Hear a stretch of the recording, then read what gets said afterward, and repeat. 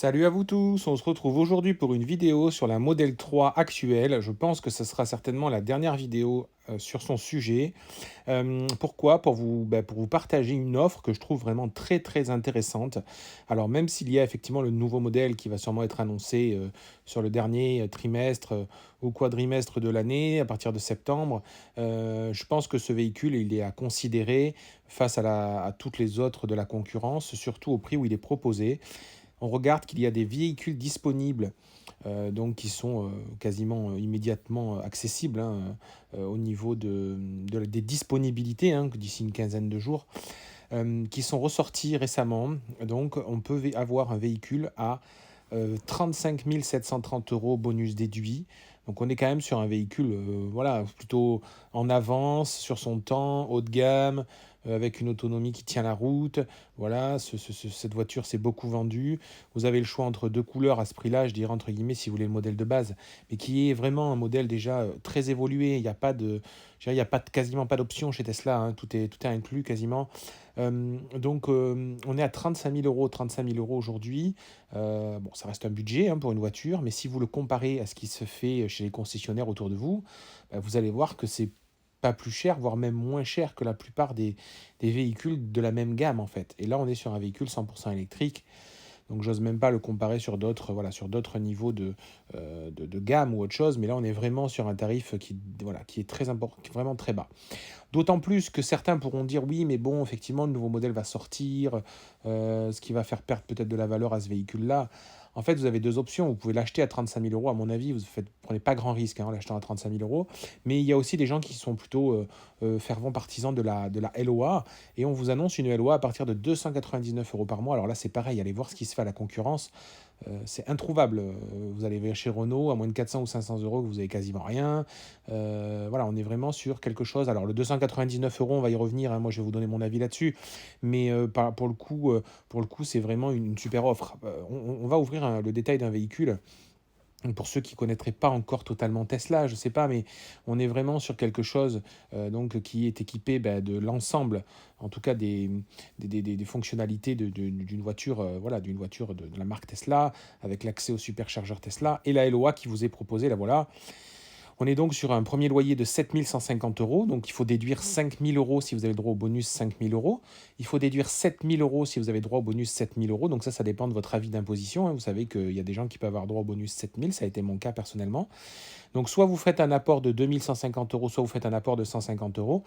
Et donc vous avez 299 euros par mois, en sachant que on peut le moduler. L'avantage chez Tesla, c'est que tout est accessible. C'est-à-dire qu'aujourd'hui, si vous avez... Donc là, on est sur 10 000 km, ce qui me paraît peu aujourd'hui. Si vous achetez une Tesla, à mon avis, vous allez voir que vous allez faire au moins 15 à 20 000 km par an. Donc moi, je vais plutôt partir même sur 20 000. On va partir sur une échéance haute. Et vous allez voir que la différence, au lieu de 299 euros, on est à 311 euros. Donc c'est extrêmement faible. Donc n'ayez pas peur de prendre un peu plus de kilomètres que ce que vous pensez, parce que des fois, finalement, pour 10 euros, vous voyez, on a le double de kilomètres que ce qui était annoncé initialement.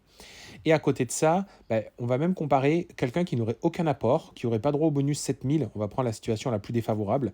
Donc vous avez juste droit au bonus 5 000 euros et vous mettez pas d'apport.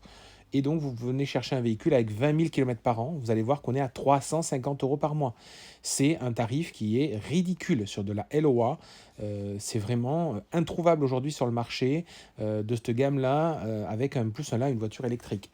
Donc moi, je serais vous, à mon avis, il vaut mieux peut-être partir sur pas d'apport, 20 000, 350 euros par mois. Si toutefois vous souhaitiez la racheter, vous avez le prix final qui est de 19 000 euros, ce qui reste un prix correct à 5 ans. Sinon, vous la rendez si d'ici là, elle a trop décoté.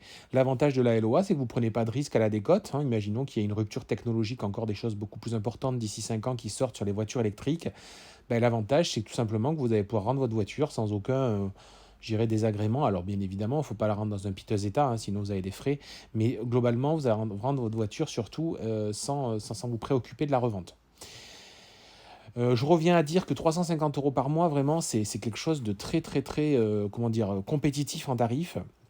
Alors après, comme je dis, hein, voilà, vous réajustez. Le prix qui est affiché aujourd'hui sur le simulateur Tesla, c'est le vrai prix que vous allez payer à la fin. Il peut juste y avoir des assurances facultatives, mais que personne ne vous oblige à prendre. On n'est pas du tout comme chez certains concessionnaires, là où ils vont essayer de vous rajouter une quantité d'assurance incommensurable, ou alors ils vont essayer de vous...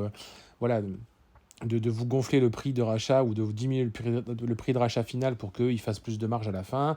Là, on est vraiment sur quelque chose de clair, de transparent. C'est ce que j'aime avec Tesla.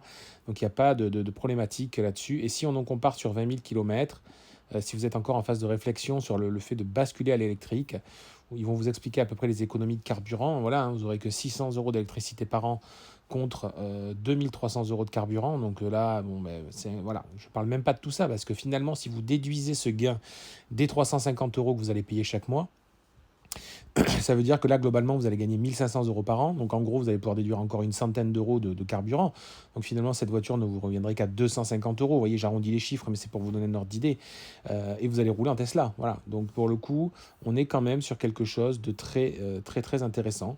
Moi, je vous encourage à y réfléchir parce qu'à ce prix-là, même si le nouveau modèle arrive, bah, il ne faut peut-être pas passer à côté d'une telle offre.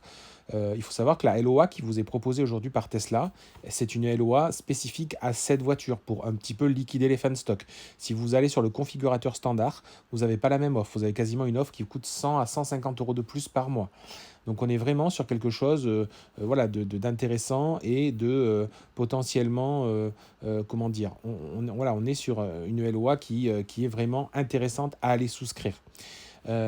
Si effectivement c'est pas votre philosophie d'avoir une LOA, vous pouvez l'acheter, comme je vous disais, à 35 000 euros, voilà, c'est pas forcément cher. Juste pour vous montrer hein, la comparaison avec un modèle standard, alors certes qui n'est pas au même prix parce qu'elle n'a pas été remisée, mais si on est effectivement sur le modèle de base, avec la même façon, la même configuration, je dirais, sans la remise, on est, vous voyez, à 20 000, on est plutôt aux alentours des 420 euros par mois. D'accord. Alors certes, ce n'est pas le même prix de base hein, parce qu'il n'y a pas la remise, mais en tout cas, je dirais le taux qui s'applique à la LOA n'est pas le même. Donc on est vraiment sur...